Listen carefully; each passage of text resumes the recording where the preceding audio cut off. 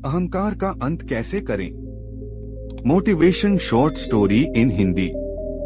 Motivation short story in एक बार की बात ये है, एक घने जंगल में एक पोपट और उसका परिवार रहता था। वह सब प्यार से रहते थे। एक दिन सुबह जो पोपट की आंख खुली तो देखा एक हाथी क्रूरता के साथ चिल्लाता हुआ, गरजता, पेड़ों को तोड़ता मरोड़ता उसी ओर आ रहा है। देखते ही देखते उसने पोपट के काउंसल ये वाला पेड़ भी तोड़ डाला। घोंसला नीचे आ गिरा, अंडे टूट गए और ऊपर से हाथी का पैर ऊपर पड़ा। वहाँ पोपट और उसकी पत्नी के पास चिल्लाने के सिवाय और कुछ ना कर सके। हाथी के जाने के बाद पोपट की पत्नी छाती कूट कूट कर रोने लगी। उसकी आवाज सुनकर उसकी मित्र चिड़िया उनके पास आई। चिड़िया ने उनके रोने के कारण पूछ तो उसने अपनी सारी कहानी कह डाली। चिड़िया बोली, इस प्रकार तुम कब तक रोती रहोगे? गम में डूबे रहने से तुम्हें कुछ भी फायदा नहीं होगा। उस हाथी को सबक सिखाने के लिए हमें कुछ करना पड़ेगा। पोपट की पत्नी बोली, हम छोटे से जीव उस बड़े जानवर का क्या बिगाड़ सकती है? हम उसका सामना नहीं कर सकते। हमारे पास उतनी ताकत नहीं है कि हम उसे कुछ नुकसान करा सके। चिड़िया ने समझाया, जब एक लकड़ी को तोड़ना हो तो वह आसान से टूट जाती है, पर एक साथ 10 लकड़ियों को तोड़ना हो तो वह आसानी से नहीं टूटती। इसी तरह हम अपनी शक्तियाँ जोड़ेंगे। पोपट ने पूछा, हम ऐसे कैसे कर सकते हैं? मेरा एक मित्र है, उसका नाम चींटी है, हमें उससे सलाह लेना चाहिए। चिड़िया और पोपट चींटी से मिली।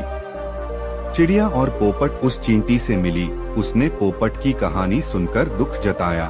उसने कहा कि मेरा एक मेंढक मित्र है, आओ हम उनसे सलाह मांगते हैं। अब तीनों उस सरोवर के किनारे पहुँचे जहाँ वह मेंढक रहता था। भंवरे ने सारी समस्या बताई। मेंढक ने तीनों से कहा, आप लोग शांत रहे, कुछ सोच विचार करता हूँ। मेंढक भी थोड़ा सा टेढ़ा था। वह स्नेह के लिए पानी के अंदर चला गया। आधे घंटे बाद वह पानी के ऊपर आया। वह बोला, दोस्तों, मेरे हाथी को सबक सिखाने के लिए योजना मेरे दिमाग में आई है। मेंढक ने जैसे ही अपनी योजना बताई, यह सुनकर सब खुशी से उछल पड़े। उसके बाद मेंढक ने बारी बारी सबको अपना रोल क्या है वह समझाया। जंगल में कुछ ही दूर वह हाथी तोड़ फोड़ मचाकर और अपना पेट भरकर नदी के किनारे झूम रहा था। पहला काम भंवरे का था। वह हाथी के कानों के पास जाकर मधुर राग में गाने लगा। राग सुनकर हाथी मस्त होकर आंखें बंद करके झूमने लगा।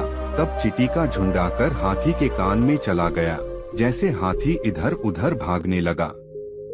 जैसे जैसे समय बीतता जा रहा था, का क्रोध धीरे धीरे बढ़ता जा रहा था। उसे कान में इतना दर्द होने के कारण वह इधर उधर टकराने से उसका शरीर जख्मी हो जा रहा है। उसके जख्म और चिल्लाने पर मजबूर कर रहे थे। पोपट ने कृतज्ञ भाव से मेंढक से बोला, मैं आजीवन तुम्हारी आभारी रहूंगी, तुमने मेरी इतनी सहायता कर दी। मेंढक ने कहा, तुम्हें शुक्रिया कहने की कोई जरूरत नहीं है। पला दोस्त दोस्त के काम नहीं आता तो कौन आएगा। एक तो कान में चींटियां काट रही थी और उसके कारण शरीर जख्मी होने के कारण हाथी बहुत ही घबरा गया और दौड़ते दौड़ते एक गड्ढे में जा गिरा और वहां उसके प्राण जाने में देर न लगी। इस प्रकार उस हाथी का अहंकार अंत में मौत का कारण बना। शिक्षा, एकता में बल है। हम जब एक साथ खड़े होकर लड़ाई लड़ते हैं तो हमारे जीतने का चांस बढ़ जाता है। जैसे कि मैंने बताया, एक लकड़ी को तोड़ने में देर नहीं लगती, पर उसकी जगह एक साथ 10 लकड़ी हो तो वह मजबूत बन जाती है। दो अहंकारी का देर या सवेर अंत होता ही है। हम अपने आप को महान सोचते हैं, पर ऐसा करना गलत है। हमसे ज्यादा बुद्धिमानी लोग इस दुनिया में रहते हैं। शांति से और सरलता से यही जीवन है।